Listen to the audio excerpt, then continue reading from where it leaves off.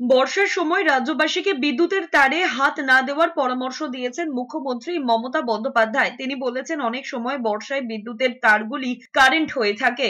এই সময় দয়া করে তারে কেউ হাত দেবেন না, তাতে করে বড়সড় বিপদ ঘটতে পারে। পাশাপাশি বজ্র বিদ্যুতের সময় বাড়িতে থাকা টিভি, ফ্রিজ সহ একাধিক বৈদ্যুতিন যন্ত্র কিছুক্ষণের জন্য বন্ধ রাখার পরামর্শ দিয়েছেন মুখ্যমন্ত্রী। একই সঙ্গে দুর্যোগের সময় বিপদ এড়াতে কিছুক্ষণের সময় রাস্তার আলো বন্ধ রাখার পরামর্শ দিয়েছেন তিনি।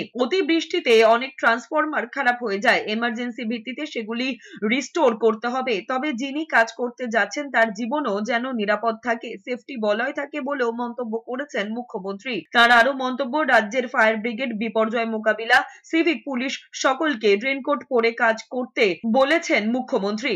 অতিবৃষ্টিতে অনেক ট্রান্সফরমার খারাপ হয়ে যায়, এমার্জেন্সি ভিত্তিতে সেই ট্রান্সফরমারগুলো রেস্টোর করতে হবে। কিন্তু আমি সাথে সাথে এটাও বলবো, সঙ্গে সঙ্গে এটা দেখবেন যে কাজটা করতে আছে তার জীবন যেন সেফটি বলয় থাকে।